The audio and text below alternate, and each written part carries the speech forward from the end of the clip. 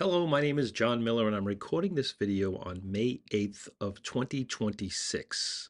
It is my 36th year in real estate, and I've been able to pride myself on the fact that I'm organized.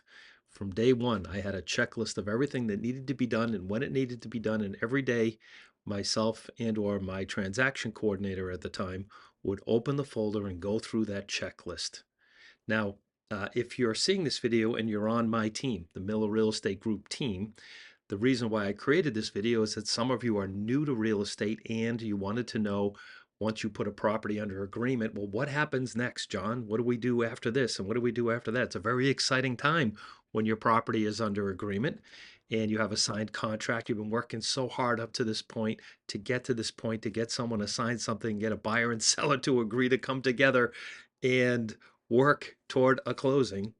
And so now a lot of questions start filtering in, like, how do I know I'm doing the right things? There's some excitement and nervousness involved because you're wondering, I don't want to look like a fool to my clients. I don't want to look like a fool to the co-broking agent. I don't want them to think I'm new to real estate, right? But listen, you're going to get a lot out of this training. Now, if you're on my team, I've always hired a transaction coordinator. So the bulk of all of this that I'm going to be going through will not have to be done by you personally. It will be done by a trained person who has had years of experience. The person I have now has 10 years of experience in regard to Massachusetts real estate sales closing transaction details. Um, so it is literally going to save you anywhere from 18 to 22 hours of your life because we're implementing a transaction coordinator into the situation who's going to cover all these things. So I'm just going to use this training specifically to give you the highlights. I want you to know in your heart of hearts that every one of the highlights that I give you, there is an additional checklist of 5 or 10 more items that may need to be completed during the course of the transaction.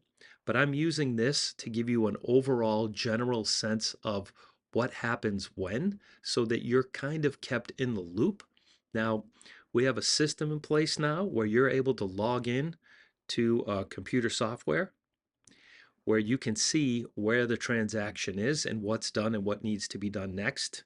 And so it's very transparent. You'll be able to see everything that's going on, but you will not have to do the work if you're an agent on my team and you're working with a transaction coordinator. If you're not an agent on my team, if you're a solo agent or you are running a team or you're on a team, listen, I highly recommend you get a transaction coordinator, someone that you can depend on, someone that's reliable, someone that you're willing to train to do things the way that you want to have them done, because it frees up your time to go out and move on to the next transaction. And it makes you a better agent to your clients because you're able to focus on uh, income producing activities for you, include better service to your clients as well at the same time. You can do more volume because now you're not being bogged down in the details. You're not being bogged down with the details of physically having to implement all these things. However, you should have a good working general knowledge of what happens next, how, when, why, and where. And I'm going to solve that problem for you today by going through the checklist that I have. So I want to start with the end here. So on my slides, I have the entire transaction in one view is what I call this. So this is the flow chart. If you want to take a screenshot of this, you can. And by the way, with this training, you should absolutely watch this 10 times. If you're new to real estate, watch this training 10 times in a row. Maybe save a couple of days in between each one. How about every time you're going to put a property under agreement or you're working with a client that gets close to the agreements being signed, you watch this video, okay? Um, Listen, the only difference between you being new or average versus being an expert is the amount of knowledge and information you put into your mind. There are experienced agents, quote unquote, experienced. Just because they've been in the business 10 years doesn't mean they know everything, because Perhaps they're in the business for 10 years and have never attended a single training session. And they've just been skating by doing 1 or 3 transactions a year. And they really don't know how to perform at a high level as an expert and a professional in the real estate industry. So follow this guide. It's really important. It will make you look like a hero to your clients as well. And when you look like a hero to your clients, you're also going to attract more referrals from them. Okay. Now, we start off on the left. You have your accepted offer, right? Then once the offer is accepted, you collect the deposit. Now, I'm leaving this neutral, this explanation, in a way that it could be your listing and it goes under agreement, or it could be your buyer transaction. You're working with the buyer and it's going under agreement. So let's follow the process. Whether you're the listing agent or the buyer agent, here's how it goes.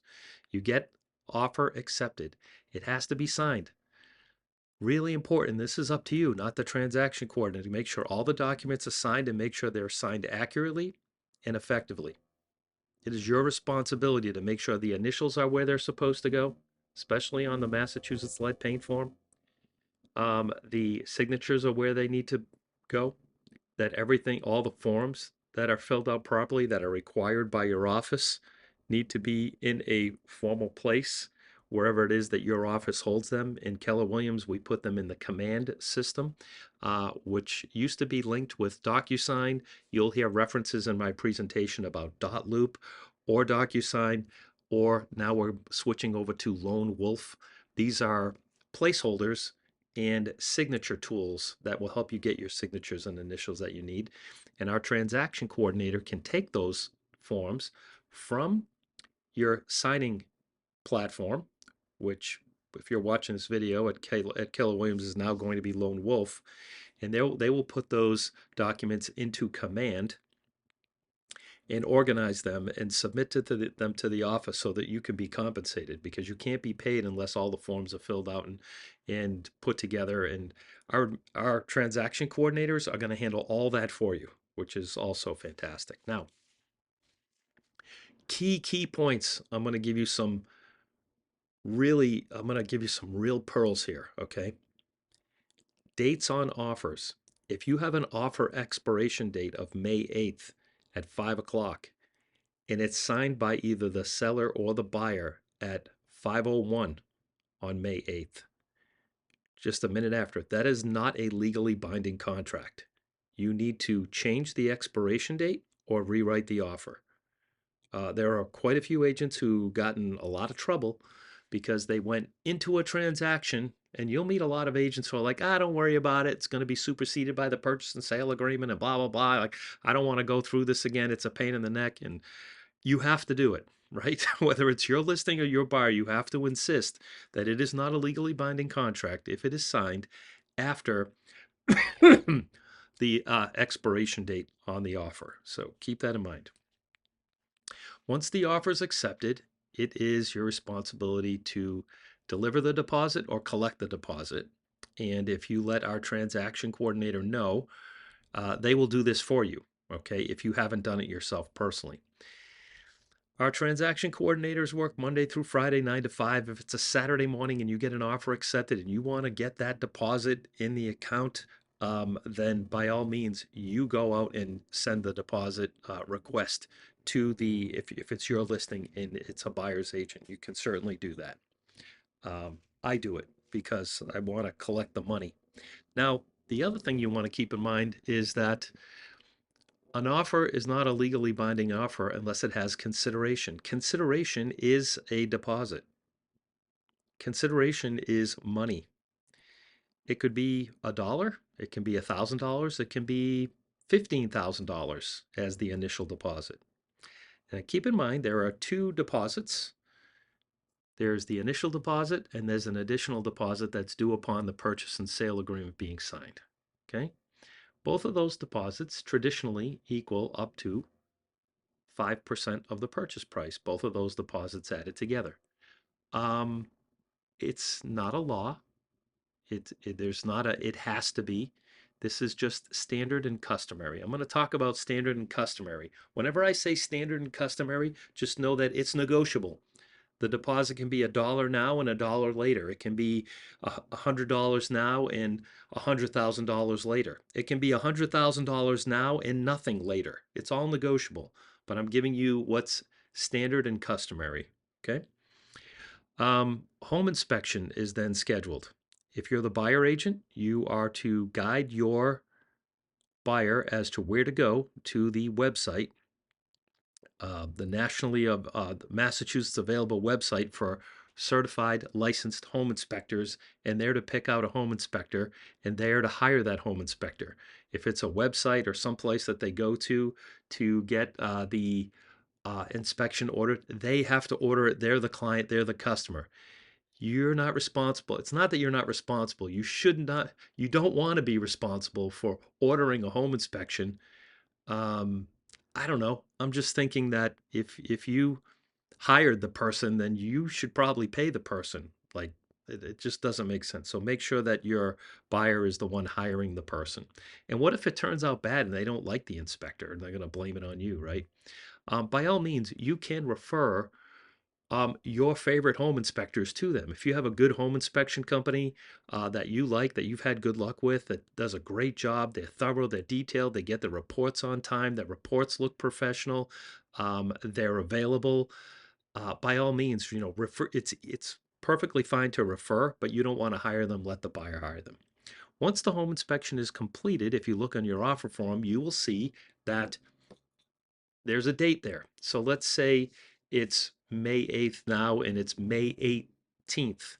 You have the home inspection up to, which is typically 7 to 10 days after the offer is accepted.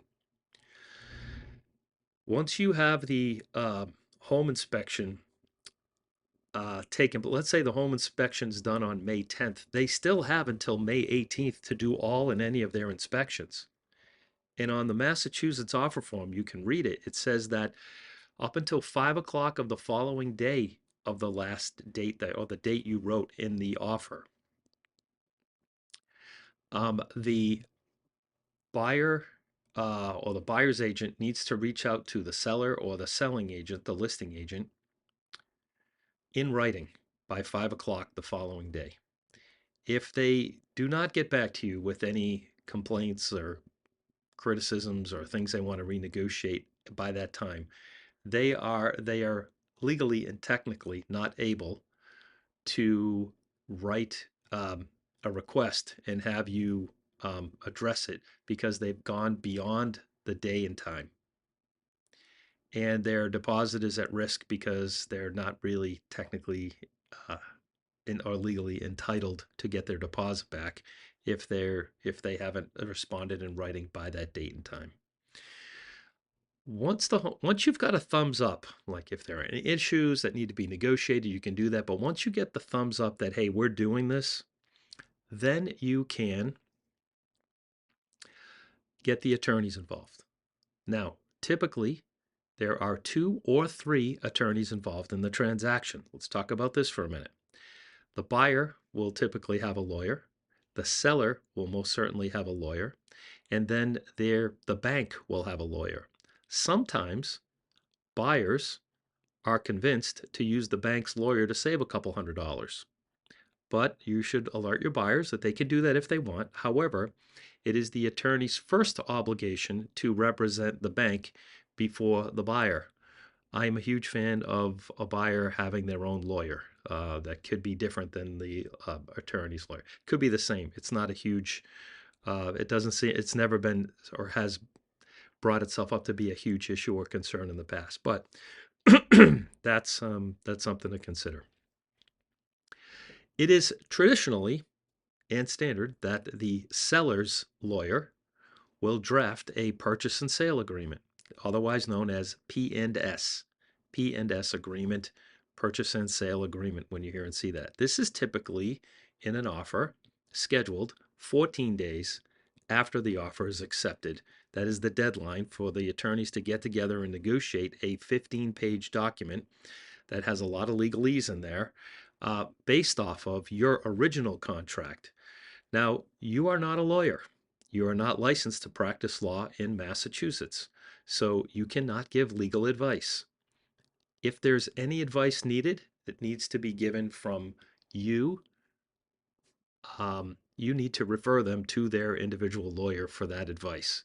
Even if you even if you think you know the answer, you should still refer them to their lawyer to answer any legal questions. All right. Um, so this is important. So the seller's attorney will draft this document and forward it to the buyer's attorney.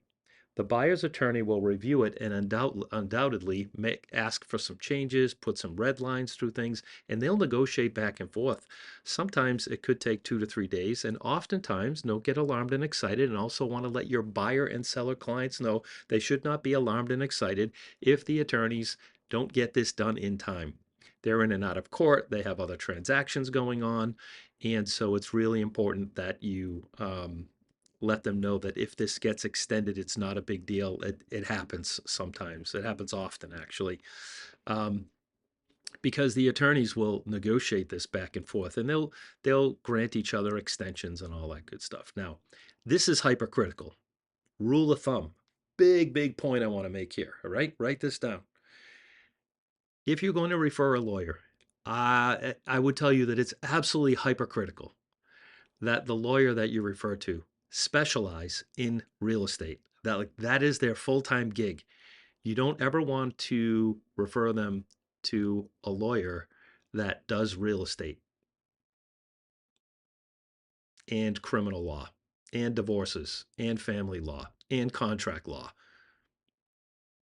I, I got to tell you, some of the biggest nightmares we've had in real estate are lawyers getting involved in a transaction that are not 100% familiar with what is standard and customary during a transaction.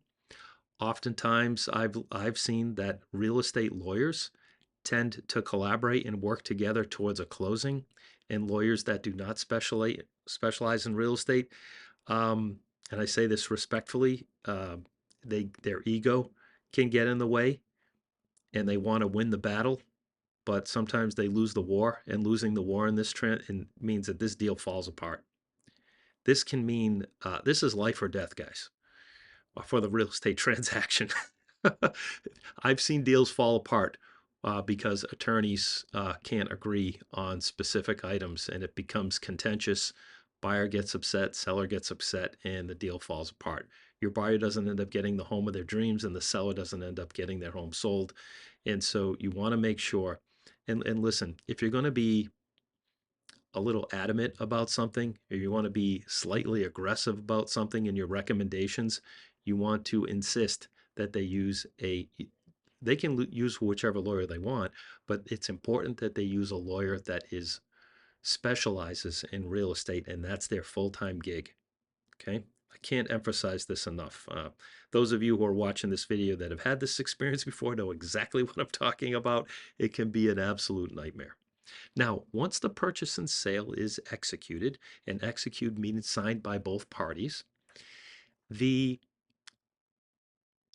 lender, the buyer's lender, will order an appraisal. That appraisal order will go to a lottery.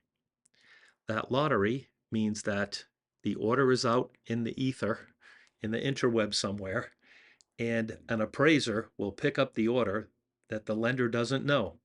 That appraiser could come from anywhere on the planet that's licensed to do appraisals in Massachusetts. And when they get the appraisal order, they will contact the listing agent only, not the buyer agent. When the listing agent is contacted, and if you're a buyer's agent, you can contact the listing agent and say, hey, has the appraisal come in yet? Has the appraisal come in yet? The appraisal order, I should say. The listing agent, and if you're the listing agent in this situation, your responsibility is to coordinate the appraiser getting into the house. Maybe it's vacant in a lockbox and the appraiser's fine on going there alone. That's perfectly fine. Maybe the seller is home.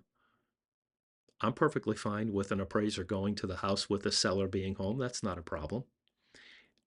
Jumping back to home inspections, the homeowner should be out of the house 30 minutes prior to the inspection scheduled, because the inspector shows up 30 minutes prior to the inspection. And it's really not a great idea for the homeowner to be present at the home inspection. The only people that should be at the home inspection should be the buyer, the buyer's agent, and the inspector. And that's it. The listing agent should not be at the home inspection. Now, you'll have sales where you're working with the buyer and the listing agent shows up and is there, and they just want to quote unquote represent their client's best interest. And that's their prerogative. But there are extremely large real estate companies in New England, some of the largest, that have a very strict policy that if you're a listing agent, you're to not be anywhere near the home inspection. They will not allow their agents to go to the home inspection. Why do they do this? Well, because as a listing agent, if you're at the inspection and you're exposed to every little single stinking detail of anything that's wrong with the property, you're now legally obligated to disclose everything and anything that you know about the property to the buying public. So if that buyer doesn't end up buying the house and the property goes back on the market, you as a listing agent need to disclose everything you learned about the property. And if you don't know about it, you don't have to disclose it. So they would argue that you're not representing your seller client in the best way possible if you're putting yourself in a position where you have to um, disclose every little thing that may or may not be that may be wrong with the property.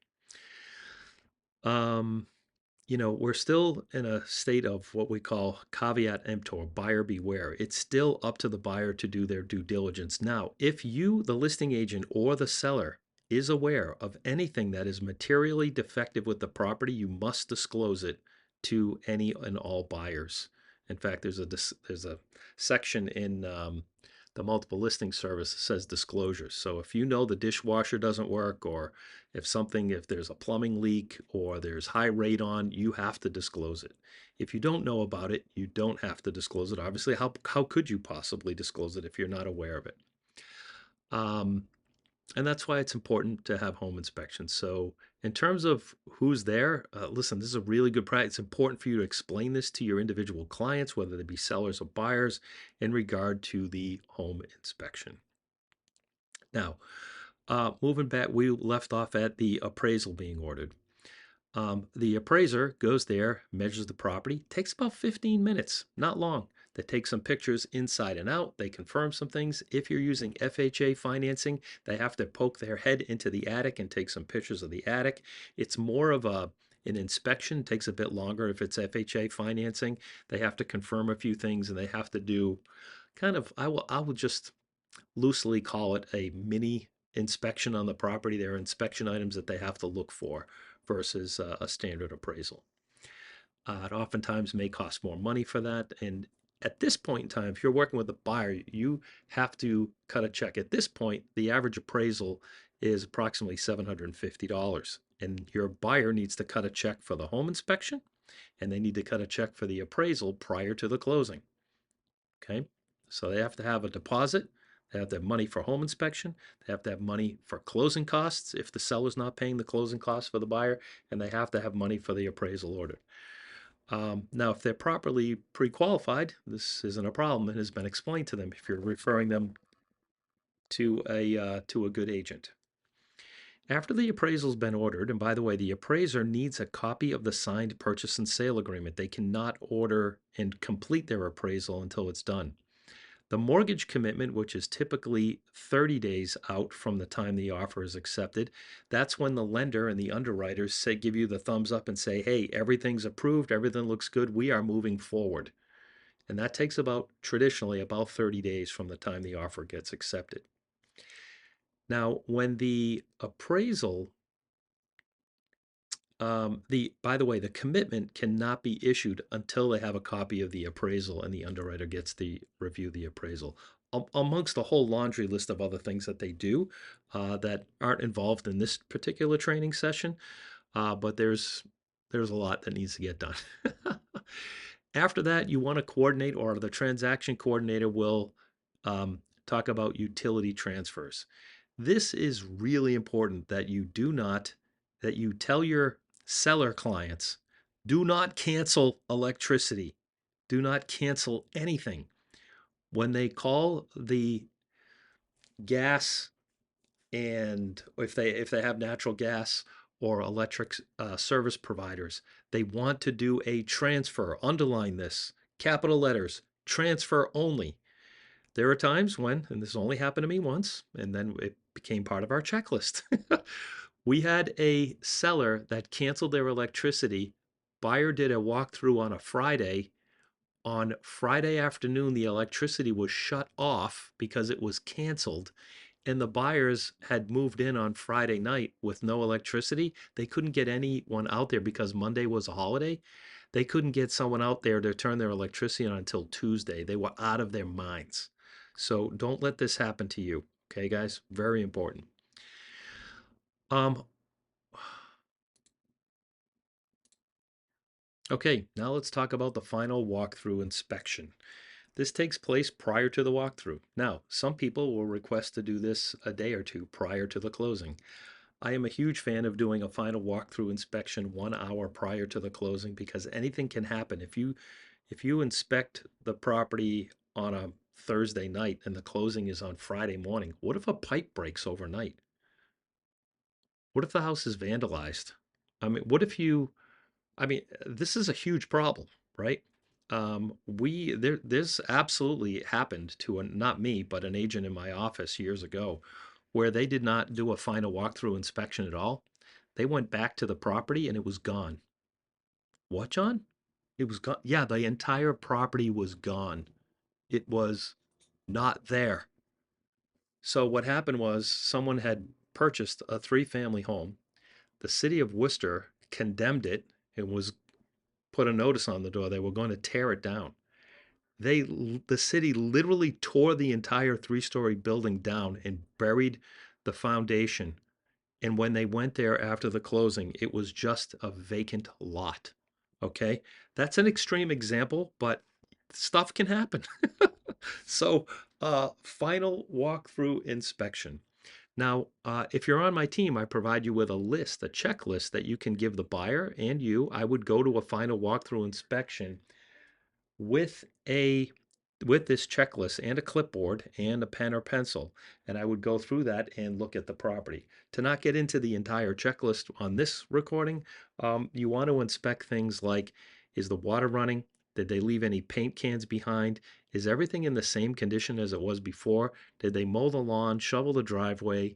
Did Are all the appliances working? Can you turn on the heat or the electricity? Are those things working? And if none of those things are working, you take your phone, you take a picture of it, and then once you take that photograph,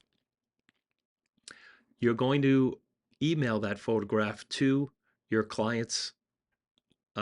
If you're working as a buyer's agent, send it to their lawyer. Their lawyer will reach out to the seller's lawyer saying, "Hey, we have a problem. This place is a mess. They left a dirty couch behind, or the basement's flooded with water." And it wasn't before. Like there could be some major problems going on. Sometimes people move out early, and if they've got a leak or something happens, this stuff and the house isn't being checked on a regular basis, these things can happen. Now, another really good practice is to maybe check on the house a few days in advance and then go maybe do that on your own as a buyer's agent and then go to the final walkthrough with your buyer clients. Now, this is an extra step of you as a buyer's agent going a few days in advance. If you can, especially if the property's vacant or if the seller's already moved out. And that is because you may identify things a few days in advance and it will give the seller time to fix it and not create a problem during the closing. So if you go there a few days in advance and you see they moved a piano out from the second floor down to the first floor, and there's a massive hole at the bottom of the stairs in the sheetrock because the movers broke it. You're going to find those things ahead of time. You won't have to deal with last minute closing issues. Okay. So do your due diligence. And this is not a time for another inspection. It's not a time for you to renegotiate pricing and all that. But listen, if something's wrong, the seller, oftentimes the attorneys will agree that the seller, they will not let the seller release anywhere from 1 to 5,000 or maybe $100,000 does not get released until the problem gets fixed, or they'll give that money to the buyer to fix the problem, right? So that's often how it can get worked out. Excuse me, worked out, but that's what the attorneys do. Now, next step is the closing day. and that's when, the buyer gets together with the closing attorney and signs a whole bunch of paperwork. And this can take an hour or more. Oftentimes, they can get to the attorney's office and they're running late preparing the documents. They have paralegals in the background, papers are flying everywhere, and it's a bit of a stressful time. And now, some buyers agents go with their buyers to these closings. There's nothing for you to do there as an agent, other than hold the buyer's hand and just smile. Maybe if you want, give them a closing gift at the time.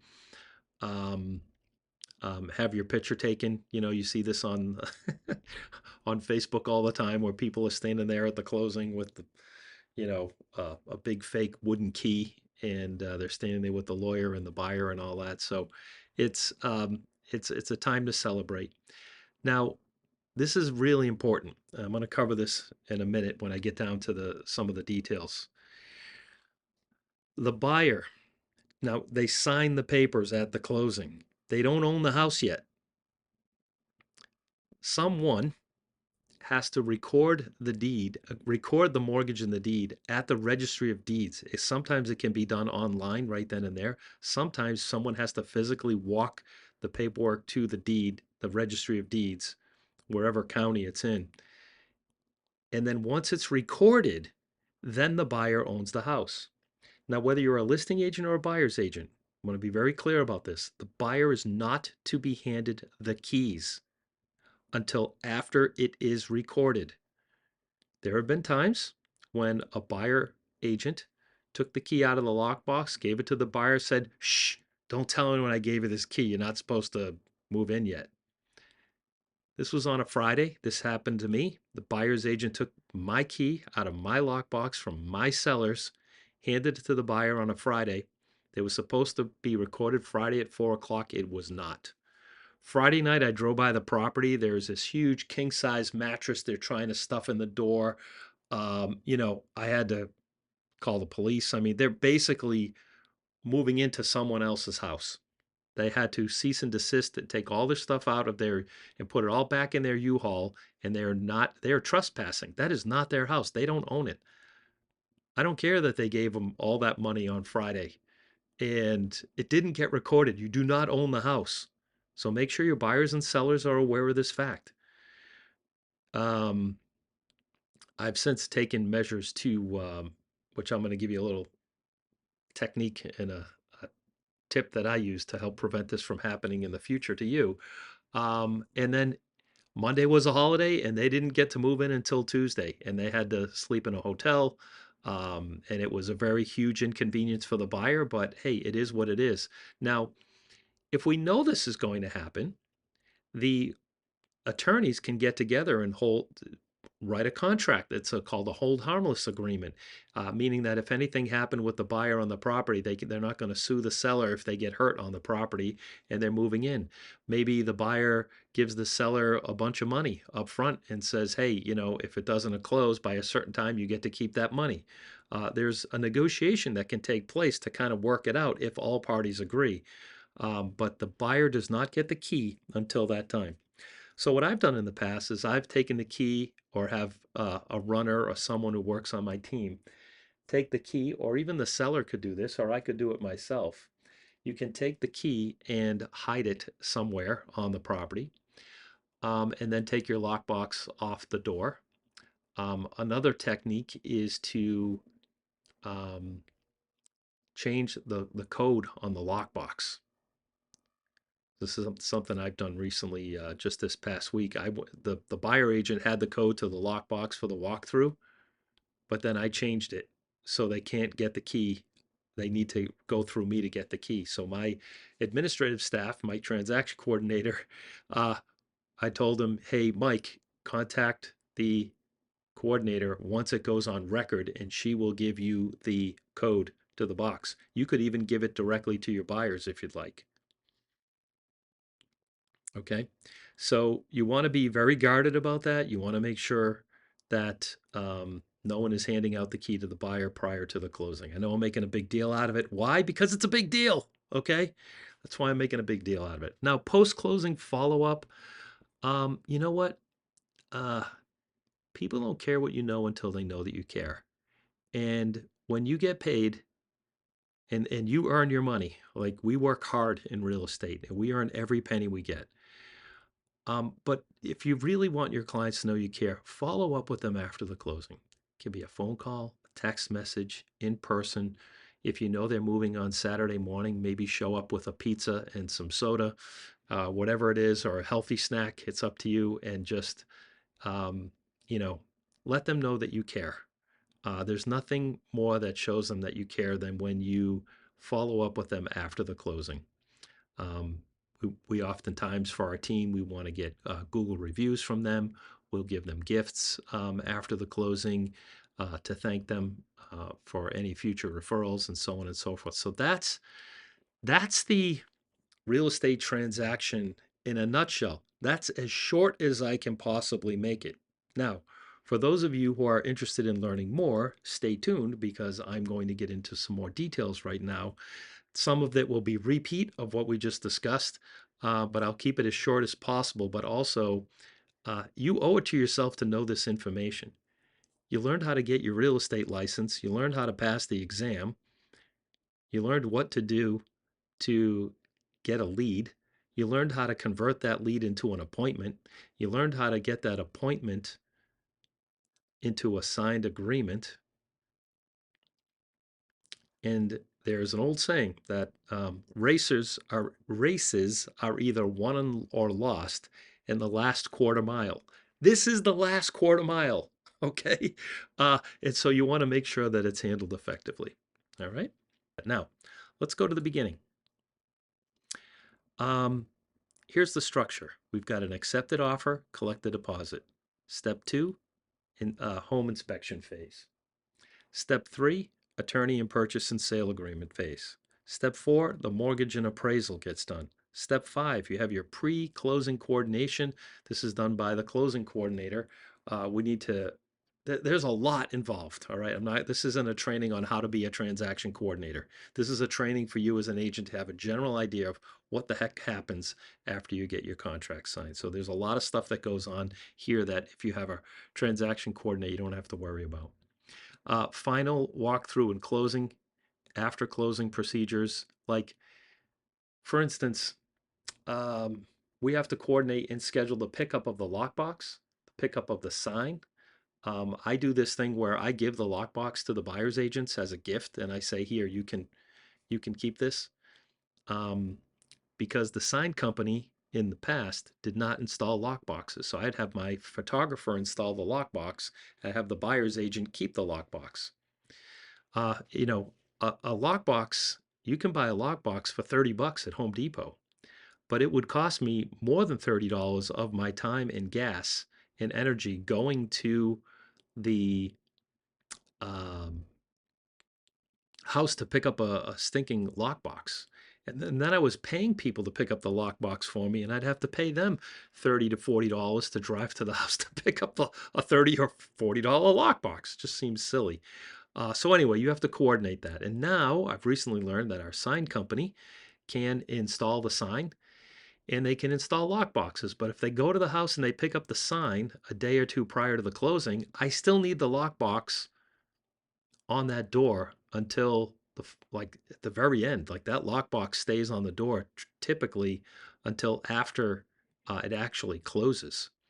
And then within hours after the closing, the buyer wants that lockbox and sign off the property immediately. So we have to order the sign pickup sometimes days in advance, and I can't really always coordinate the sign and lockbox pickup at the same time because the sign company may need a 3 to 5 day window, and so the timing doesn't work out for the pickup very well when it's set up that way. So I oftentimes will just have the sign removed a day or two prior to the closing, and then I just give the lockbox away as a gift to the buyer's agent. And if the buyer's agent doesn't want it, I say, hey, if you don't want it, then you know what? Just go ahead and give it to see if your buyer wants it. They can keep it for themselves. So if they have teenage kids coming in and out of the house and they don't want to give them the key, to lose, or if they have contractors or house cleaners or things coming in either now or in the future, and they're not home and they want to let them in, they can use the lockbox. We for years we had a lockbox on our house to let our kids in and out of the house because they'd have a key and they'd lose it, and now I just put it on. And now they have combo deadbolts and all that good stuff that you can replace them with. So, and I'm going to go through step 8, which is the common mistakes, and teach a little bit about risk management. All right, what happens after you go under agreement? Well, transaction management. The agent's job becomes controlling communication, deadlines, and risk at every phase. And again, if you're on the Miller Real Estate Group team or if you have a transaction coordinator, that's their job. So you can go out and sell more homes. Every phase has parties, buyers, sellers, lawyers, attorneys, agents, all specific roles throughout the deal. Small mistakes kill the deals. Organization creates trust with your clients and co-broking agents, and it protects the transaction from collapse. So being organized, if you're one of those people who say, I'm just not very organized, well, get organized. Like, it's a mindset, folks. I don't care if you make your bed in the morning or if you put everything where it belongs every day. This is a real estate transaction. It's kind of a big deal, okay? So get organized. You get the accepted offer, inspections, attorneys get involved, and then there's the closing. Every milestone in the transaction requires deliberate action. Top agents don't wait, they lead the process from acceptance to closing and beyond. Listen, someone is going to lead the transaction. I've been saying this for literally decades. There is usually one, if there's not a transaction coordinator involved, there's usually one of the two agents involved in the transaction is going to lead the process. And I've had literally hundreds of real estate transactions where me and my team led the process, my transaction coordinator led the process, and the buyer agent did nothing. And there were many times where I was happy about them, like, you know what, just relax. We'll tell you where to pick up your check, or we'll email you your check these days. We got this. Like, just relax. We'll let you know if we need you. Go have lunch. We got this. Someone's got to manage the transaction. Step 1, the offer is accepted. What happens first? Well, once the deal is accepted, speed and organization really matter quite a bit. The immediate action checklist: obtain all signatures and confirm dates are correct. Verify deposit instructions and request earnest money that be delivered. Earnest money, often referred to as EDM, EMD, I should say, earnest money deposit. That is has to be done. Save all documents to, it says .loop here, immediately. For you, it could be Lone Wolf, it could be DocuSign, but all the documents need to be saved immediately. Send executed contracts to all parties. Well, a transaction coordinator in a transaction would be in charge of doing this, so you don't have to. But there's an old saying also. I'm filled with old saying because I'm old. And the old saying is a saying for a reason, because they're true. So one of the old sayings is that if you do not have a transaction coordinator, you are one. Okay? If you don't have an assistant, you are an assistant. So if you don't have someone doing this for you, you are doing this. Change MLS status to contingent. In the multiple listing service rules and regulations, you have 24 hours from the time that it's signed to make it contingent, and that can be 24 business days. But I don't think it's that rule. I think it's 24 hours from when it's signed, whether it's business or not. And you can go in and change it to contingent in MLS yourself, or ask your transaction coordinator to do this for you. Trust that the transaction coordinator has this on his or her checklist. The calendar every contingency date immediately. What I would do if I were you, but I'm not you, and if I were you, who would you be? I don't know. Who would you be if I were you? But the calendar every contingency date immediately. Here's what I love to see and do. When I get an offer accepted, I like to go into my Google Calendar and make an appointment at 8 a.m. so it shows up at the top of the day, right? And it doesn't interfere with any of my appointments or my schedule. And I'll put in there Pine Street inspection due. Like that's the deadline for the home inspection. And then 14 days later, whatever the date is in the contract, I'll put it in my calendar. Pine Street purchase and sale due. Pine Street closing due. Like I put it all in my calendar so that I can visually see this every day. I can see what's coming up. So I can reach out to the transaction coordinator and say, hey, I haven't seen an update yet on the purchase and sale agreement. How are things going with that? Or you log into our system and you can see the status of it.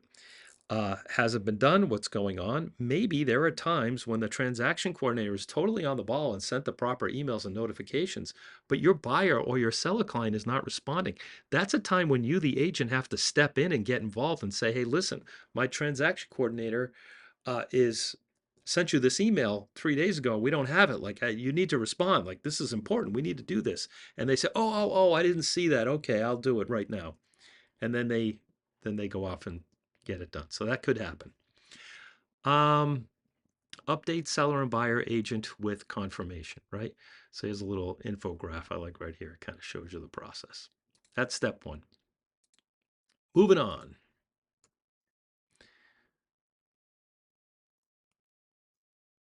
Dates that control the entire transaction. Missed deadlines create legal and negotiating risk.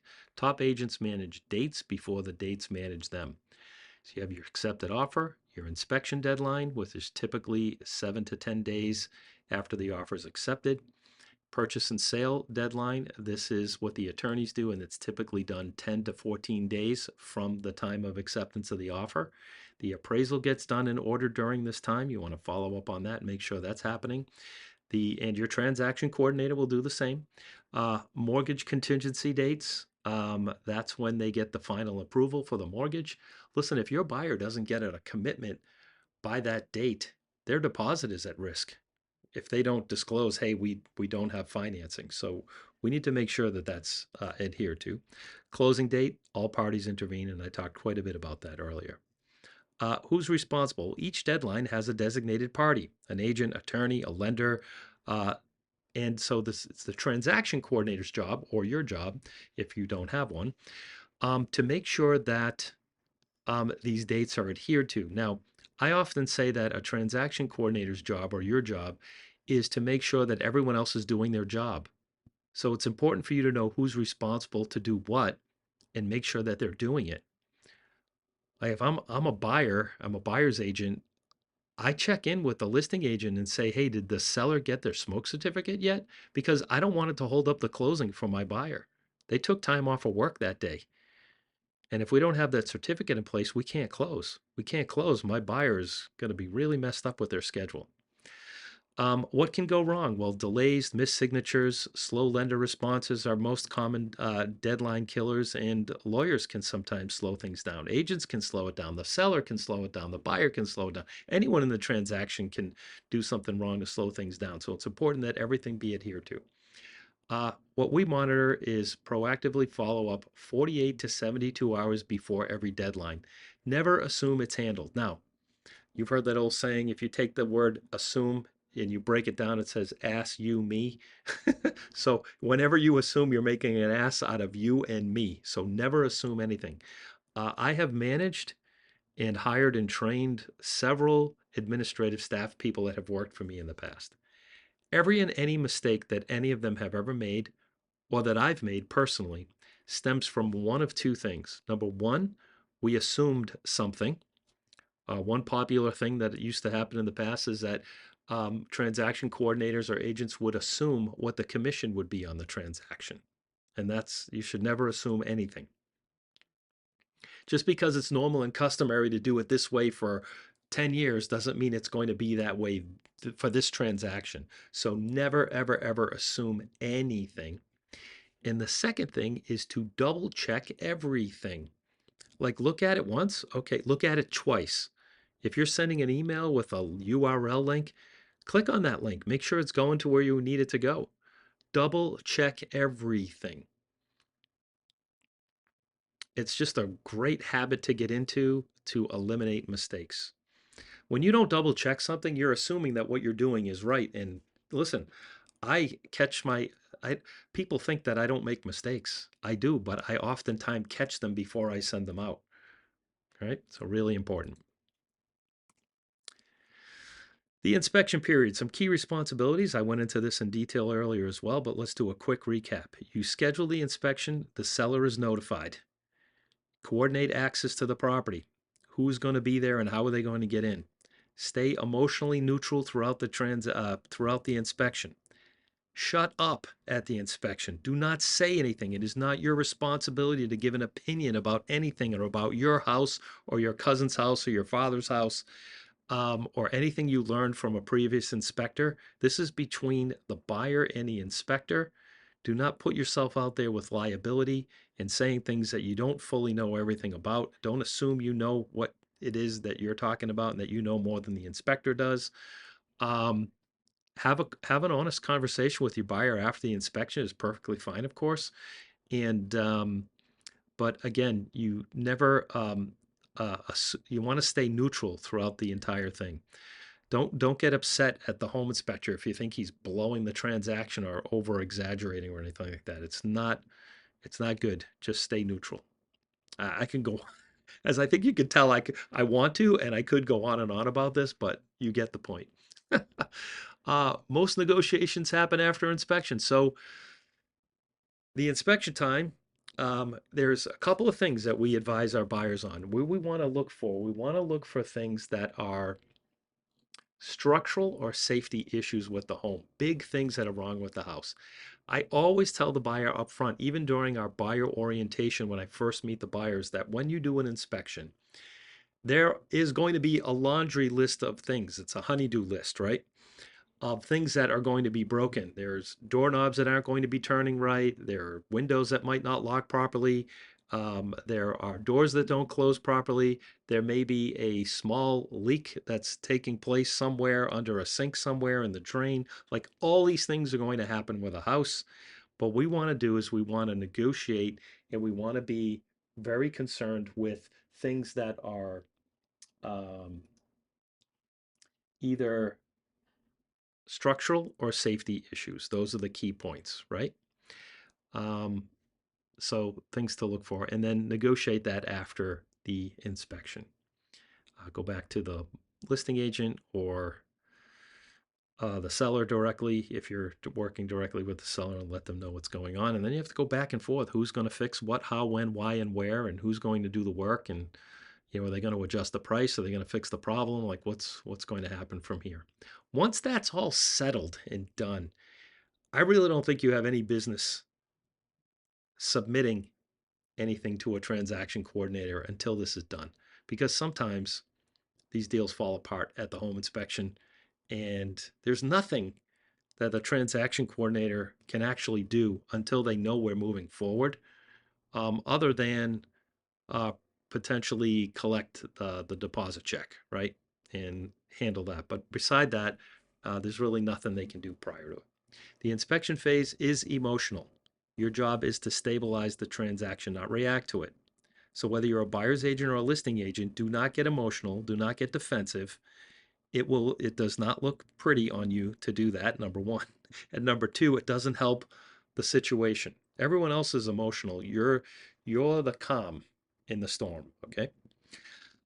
Buyer emotions, they're nervous about the findings. They're excited, but they're overwhelmed and they're prone to overreaction and they're scared. Agent responsibilities, coordinate access calmly, keep communications measured, gather critical information, and maintain negotiating leverage. Now, some things happen. Let's say you put in a 7-day home inspection. You didn't get the radon picked up until the 6th day. They'll have a result for you on the 8th day. You're out of inspection time. You're out of time. So you need to request in writing, and you can ask your transaction coordinator to do this for you. You can do it yourself. Some things are easier, quicker, and faster to just do it yourself. And send a form to the listing agent asking and requesting for an extension for the home inspection period. Okay? That's important. Get it in writing. When do the attorneys enter the transaction? Well, it's typically entered into the transaction after the offer is accepted and typically after the inspection period. I have some bullets right here on the left. Before drafting the purchase and sale. Always defer legal interpretation to the attorneys. Agents should never give legal advice, ever, ever, ever. Key roles: buyer's attorney drafts the purchase and sale, sells. Oh, that might not be correct there. Yeah, I think that's going to be opposite. Now, either one can, so excuse my bullet points here. Um, oh, that's interesting that that happened. I don't know how that happened. So I'm using a software called Gamma, Gamma. And what it does is it uses artificial intelligence to take my notes and convert them into slides. So there might be a couple things here that may not be accurate. So traditionally, it's the seller's attorney that drafts the purchase and sale agreement, but the buyer's attorney most certainly can start it. It doesn't matter who starts it, but one of them has to send their boilerplate typical template of a purchase and sale agreement to the other lawyer to get it started. The agents coordinate communications between all the parties, and the attorney controls all legal language in the transaction. Listen, when you have a transaction coordinator, it doesn't mean that you just hand it off and you're done. Okay. There's 18 to 22 hours worth of work that the transaction coordinator is going to take away from you having to do so that you can go and sell the next home. And you need to absolutely still maintain communication, phone calls, emails, text messages to the buyer's agent, the listing agent, whoever, whatever side you're on the transaction. Doesn't mean the communication stops. So offer accepted, inspection period, buyer's draft purchase and sale, seller's attorney reviews, buyer's attorney reviews. They go back and forth and they revise any details in the negotiation. Okay. Number next, the purchase and sale agreement stage. The deal comes significantly stronger after the purchase and sale is executed. This is true. Buyers and sellers feel psychologically committed once both parties have signed, and also that additional deposit is given at that time as well. Uh, the agent tasks at purchase and sale, the transaction coordinator, we'll call it the TC for short, transaction coordinator. Obtain signatures quickly from all parties. Collect the additional deposit per agreement terms. Send fully executed copies to all parties immediately. Confirm attorney received and is holding the deposit, or your company or their company is holding the deposit. So it's perfectly fine for a lawyer to hold a deposit or the listing company to hold a deposit. It's traditionally, I've never seen a buyer's agent's company hold the deposit. Never seen that before. Update lender with fully executed purchase and sale agreement. So once they get that, that needs to be done. So this is really cool. I love this little infograph at the bottom here.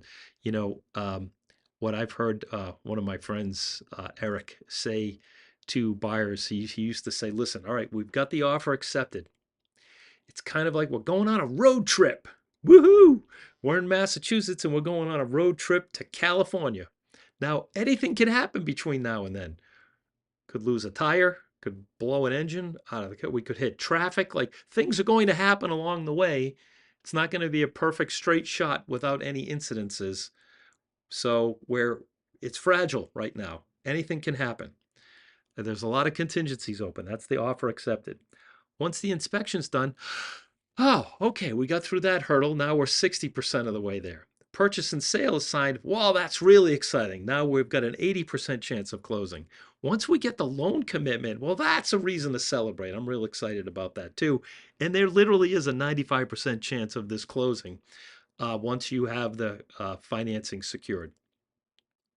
And the keys get transferred after it gets recorded, not before. 100%. Working with the mortgage lender. Well, what do we do here? Well, silence from the lender is not always good. Proactive communication prevents financing surprises. The contract signed. After it's signed, the loan processing starts. They collect the documents from the borrower, they gather the information, they get the appraisal ordered. The appraisal gets sent to an underwriting team, and they establish the risk and eligibility review. What the lender needs from you is they need, or the TC, fully executed purchase and sale, all the addendums and amendments, any appraisal access coordination. Obviously, you need to get access for the appraiser to to work in the property. Why speed matters. Every day of delay is providing documents can push back the appraisal underwriting and ultimately the closing date. Appraisals are one of the most common causes of closing delays. Preventing financing surprises. Check in with the lender proactively every 3 to 5 days. Confirm milestones are being hit. The TC does this for sure, but never assume and that the process is moving forward without verification. Sometimes the buyer will use a lender that you recommend.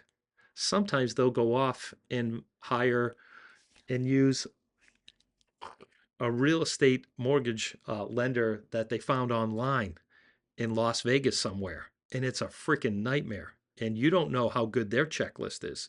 So again, your job or the TC's job is to make sure that everyone else is doing their job in the transaction or it's not going to close. A lot of things that can happen between now and then, and we want to make sure everyone's doing what they need to do. The appraisal process. Well, your responsibility as an agent is to coordinate access with the seller of the property. And if you're the buyer's agent, you do it through the listing agent. The appraiser goes and they'll get a copy of the contract and or the purchase and sale agreement. If the purchase and sale agreement isn't completed yet before they order the appraisal, just give them a copy of the contract for now, and the purchase and sale will be needed after that as well. Confirm it has been completed, track values, issues immediately upon request. Now, the appraisal protects the lender, not the buyer. But interestingly enough, the buyer and the lender have the same interest. They don't want to overpay for the property. Understanding the distinction helps agents manage the client's expectations. So check this out. If it appraises at value, the transaction proceeds normally and the lender provides financing based on the contract price. Now, if the buyer gains instant equity, if it comes in above value, no issues with financing and the transaction moves forward smoothly. If the appraisal comes in below the contract, not the contract value, but the contract price, renegotiations are required. The buyer may need to cover the gap. So if you're buying a home for $500,000 and it appraises for $490,000, the buyer may need to come up with a $10,000 difference if they want to move forward. However, you as the buyer's agent could go back to the seller and ask them to reduce the price. Maybe they'll meet in the middle. Maybe the seller will reduce the price $5,000 and the buyer will cover the gap of $5,000, and there's the $10,000 gap covered. If the buyer and seller can't agree on what to do in this scenario, the deal falls apart. The lender is not going to lend money on a home that doesn't appraise for the purchase price. So keep that in mind. The last 2 weeks prior to closing, this phase is logistics heavy. Small details matter enormously. A missing certificate for smoke detectors or a Title V compliance, like these things can be an issue. So let's go into some of these things that will help you not derail a closing. Smoke certificate must be obtained and their smoke and CO, carbon monoxide detector certificate from the local fire department prior to closing. If you're the listing agent, make sure that this gets coordinated and handled effectively. We have a person that we use that can help the seller get their smoke certificate by having the right smoke detectors installed. Some need to be hardwired, some need to be battery operated. Every town has a different standard as to what has to be done. Never make any assumptions. Every town is different. Never make a blanket assumption when it comes to smoke detectors. There's one town like in Sturbridge, I just learned that you can have a multifamily home, and if it was built prior to 1976, you do not have to have wired smoke detectors in the common areas. They can all be battery operated. Well, that's pretty cool. I mean, I'm surprised. I think in Worcester it might be something different. I don't. They're constantly changing, so I'm not going to say what they are on this recording right now because that'll change tomorrow. So the seller needs to get in touch with the fire department, say what's needed. Now, I did this when I sold my home. And the fire department told me what to do. And I'm in real estate. I'm a real estate agent. I go through this all the time. I put all the detectors where they told me to do. They showed up and said, you know what? I think we need another one right here in the living room on the wall. And I was like, I've got like 3 days prior to closing. I'm like, well, when can you come back here? It's like, well, if you're closing in 3 days, I can come back tomorrow. I'm like, oh my God. I had to hardwire it. I had to get an electrician. Like it was a nightmare. So Anything can happen. You want to get this done. Smoke certificates are generally good, not forever. Some towns are 30 days, sometimes are 60 days, but find out. And you don't want to get your smoke certificate. If you have a 60-day closing and you get your smoke certificate a week into the transaction, well, that certificate's going to expire before the closing. So you can't get it too soon, and you can't get it too late. So just make sure that that's getting done. Title V certificate. If Title V refers to a law that was set up for private septic systems in Massachusetts. They need to be inspected and certified and confirmed by a licensed septic company that will provide the certificate and the report, and that needs to be delivered to the attorneys in order for the buyer to close on the transaction. Needs to be in good working order. If any repairs might need to be made, if you have a listing that has private sewerage, I make them get it before they even put it on the market. A Title V certificate, unlike a smoke certificate, is good for 2 years. And if you want to make it last for 3 years, all you simply have to do is get it pumped after 1 year or within 1 year. So if you get a Title V certificate, it's good for 2 years in Massachusetts at the time of this recording in 2026. And if you want to extend it to 3 years, you can do that, but you have to have it pumped within 1 year, whether it needs it or not. And that 2-year certificate can be a 3-year certificate if needed. So always get this prior to listing. I can't tell you how many houses I asked sellers to do this and they found out that there was a huge problem. There have been a couple of times where the seller said, I can't sell my house. I would have listed the property, shown the property, paid for all the photos, spent, $2,000 worth of my own hard-earned savings, invested in marketing the property, got my transaction coordinator involved in putting it in MLS and all this other stuff. I had showings, opened the door and all that stuff. If you do all those things and the Title V fails and the seller can't afford to fix it and they decide to stay living there, you're screwed. So don't list a property. Uh, don't. I tell people once you get your Title V certificate, I'll order the photography, but we need to get that on file first. Now, if the house is 5 years old and they're not pumping bacon grease down the drain every weekend because they're cooking meatballs for the church supper every week. I mean, that literally happened to a house in Paxton. There was the septic was less than 5 years old, and every weekend the granddaughter was coming to the grandmother's house and she was doing catering and she was baking meatballs and she was pouring the grease down the drain and took a 5-year septic system that was 5 years old, $45,000, destroyed the leach field. I mean, they had to dig everything up, replace the dirt, the sand, everything. It was insane. So get that stuff done first. All the stories I could tell you. Utility transfers. Coordinate transfer. I mentioned this before, of gas, electric, water, oil, depending on what the fuel they're using, accounts to the buyer on the closing date. Now, if you're working with the buyer, you need to tell the buyer they need to call and the seller needs to call. They don't have to call the same minute, they don't have to call the same time, but they have to call prior to the closing to confirm that the closing date is when, and oftentimes a buyer will need to give them the social security number, make sure that they don't own any utility companies, any previous amount of money and things like that. And so there's a coordination that takes place. Make sure your clients are doing this. If you're working with the seller or the buyer, make sure that they get on top of this. Final readings, we need to confirm water readings and oil tank readings and things like that. Well, it's just basically water and oil. There's typically not a gas reading, but if they have propane gas and there's a certain amount of fuel in the tank left over. So the rule is that if you're buying a property and the seller leaves you $230 worth of oil, you need to pay the $230 at the closings, becomes part of your closing costs of money that goes from you directly to the seller of the property.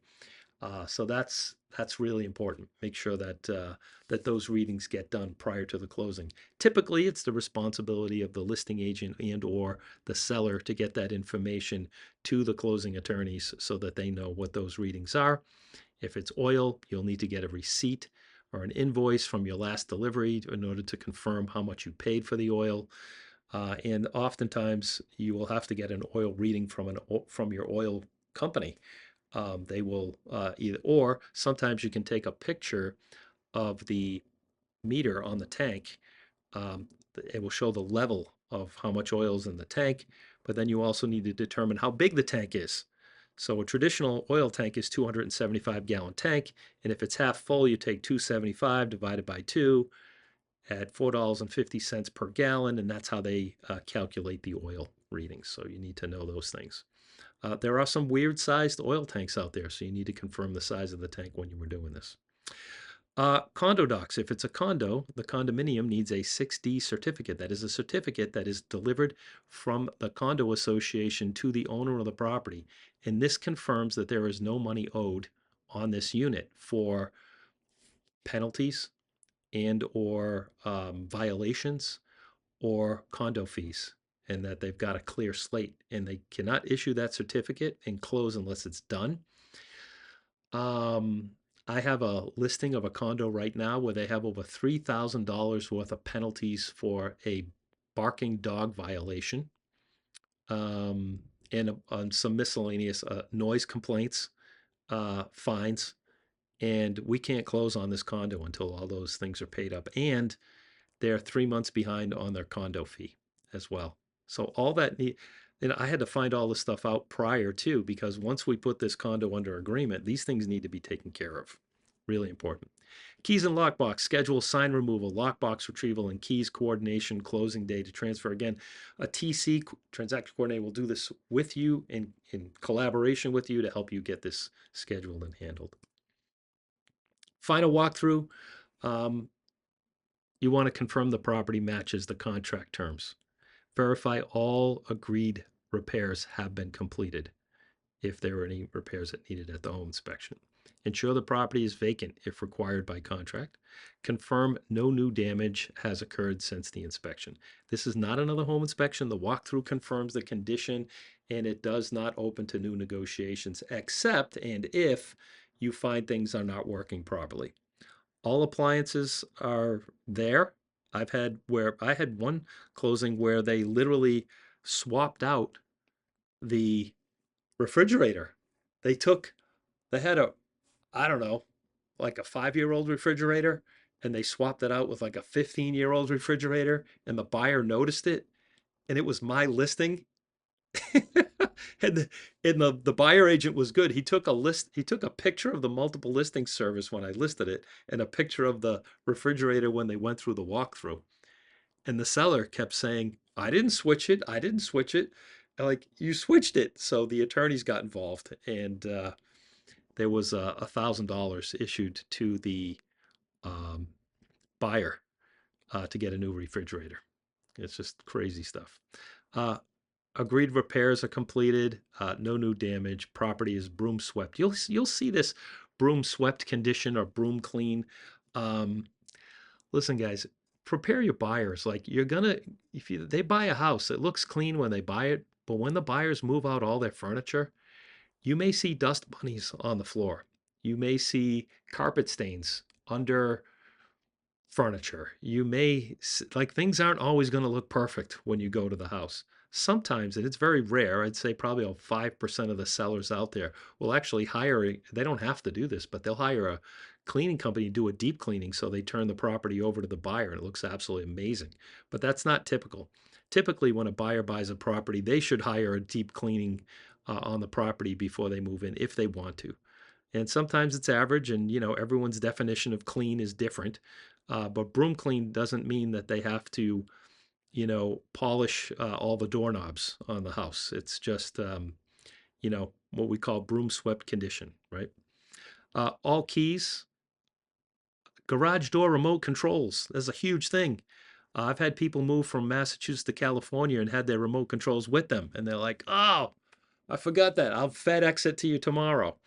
Um, all the keys to go to all the doors. If you're a buyer, you're going to want to, if you're a buyer, you're going to want to have your keys swapped out anyway, your locks, I should say. but you want to make sure that they have everything. Here's another key thing, and it's not going to be in this presentation, but it's on our transaction coordinator checklist: condos. One thing that a lot of people miss is in a condo, they have these huge mailbox rooms or these mailboxes, this 15, 20, 30 mailboxes in a row. You need to find out if your buyer is buying a condo, what is the number of the mailbox? They're not labeled by unit owner number or by name. It'll just see, like, I live in a condo and my mailbox number is 23. So how would I know that unless the previous owner told me? And I didn't know that until after I bought the unit. I had to call the listing agent. The listing agent had to call the seller. Um, they only had one key. They should have had two. I had to go to the post office to get a second key for my wife um, made, and the post office had to make the key. And I think we had to pay like $30 or $40 for them to do that. It's crazy. But anyway, this is stuff that will make the transaction go smoother.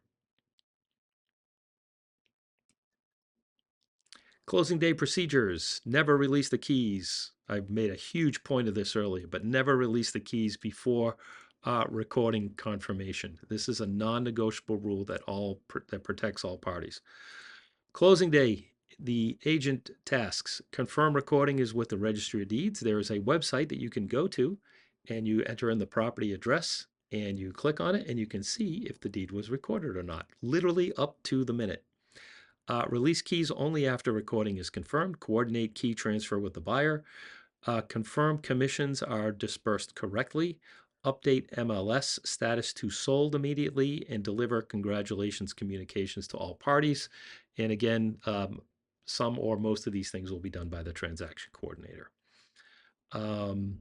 So updating MLS, TC handles that. Confirming commissions are dispersed. I mean, listen, here's the deal. The way we get paid here at this company is that they will deposit money directly into your checking account. Like, have this as, like, I have a thing that I call myself, it's called Financial Fridays. And on Fridays, I don't have team meetings, but I go over my finances. I go over which checks are due and are they actually in my account, my bank account, and are they right? And sometimes in the past, I have found mistakes, and those mistakes were never in my favor. So make sure you're getting compensated what you're supposed to be paid and that you're actually paid. This whole process is run by people, human beings. It's not all AI automated yet. And even if it was, you still want to check it and make sure that you're being compensated fairly. I've literally met a ton of agents that have said that my transaction coordinator is texting me right now, and she's saying she's going to be logging into some of my accounts, and she wants to. Some of them have two-factor authentication, so she's going to need um, those codes. So I might have to interrupt this presentation to give those to her. So I will let you know what's going on. Okay. So this is hypercritical. It's important. She's working on now. It was 6 transactions yesterday. I've got 8 transactions on our team right now that we have going on, with an additional 2 coming on very shortly. So that'll be a total of 10 transactions my transaction coordinator is going to be working on for myself and the people on my team. All parties coordinate seamlessly to finalize the transaction. The transaction is completed. So here are all the players involved in here and all the things that need to happen. All right, after closing follow-up. Most agents stop communicating after closing. Top agents start relationship marketing after closing, and that's where referrals are born. Again, there's nothing that screams like you don't give a crap about people than closing, getting paid, and then stopping the communication. It just sends out this awful, horrible signal to your clients that all you care about is the money. That's all you care about. You got to, you want to, that's not always true. Sometimes you get so busy that you lose track and you get wrapped up. So really make a very, very conscious separate effort to make sure that you're communicating with everyone involved. So request a Google or a Zillow review within 48 hours. Update your CRM. if you're using a CRM to keep in touch with your clients, we're using a system now. I don't know if we'll use it forever, but for right now, we're using a system called Suite Assist. I've used other systems in the past to have both myself and my team keep in touch with their sphere of influence. Many of you who are watching this, you have, if you're with KW and you're using Command, Command can be used to keep in touch with your sphere of influence also. They do a great job with that. So that's something that you want to make sure that that's being you're keeping in touch with them after the closing. Deliver a closing gift with personal handwritten note. It can be hand delivered. It can be mailed to their home.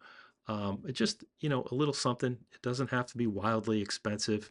You don't have to give them a limo ride with dinner and a show in New York City. But it's got to be it's the thought that counts. Okay, so it's important. Confirmed commissions are received and recorded.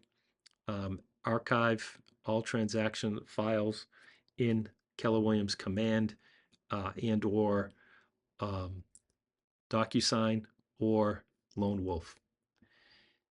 Again, TC does this. Add client to long-term referral marketing campaign. Really important. The transaction ends at the closing. The relationship begins there. Clients who feel remembered become your best referral sources. Listen, if you don't like cold calling and prospecting, do a great job on this, and you'll never have to cold call and prospect again. Mistakes that kill deals. Here's a little bonus for you guys, okay? Most transactions don't fall apart from one giant mistake. They fall apart from small, unmanaged problems. So here's the list of things to avoid. Missing contingency deadlines. Failing to calendar and monitor deadlines is the single most preventable transaction killer. Set reminders. I put them in my calendar and I see it 2 or 3 days in advance. I look at my calendar and I say, okay, what do I have coming up that needs to be handled this week? Poor communication, leaving clients, attorneys, or lenders without updates creates anxiety and erodes trust. Over communicate at every stage. Delayed lender follow-ups. Assuming the lender is on track without verification leads to last-minute surprises. Check in proactively every few days. There are excellent realtors and poor realtors. There are excellent loan originators and mortgage companies and banks and credit unions, and there are bad ones. And it depends on who's working on the file in that transaction and where they're at with their life at that point in time. So again, check your jobs to make sure everyone else is doing their job. Emotional reactions at inspections. This blows deals apart all the time.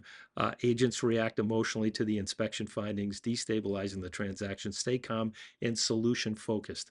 Another thing that blows deals before they even happen, real estate agents missing the point.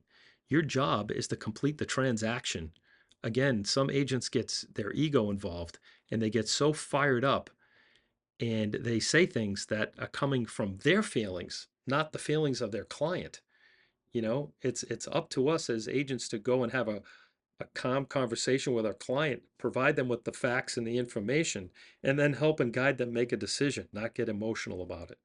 I see this happen way too often because we're in a very emotionally charged business. Like, it's hard being a real estate agent. You can't be a normal person and be a real estate agent. You have to be not normal to do this for a living.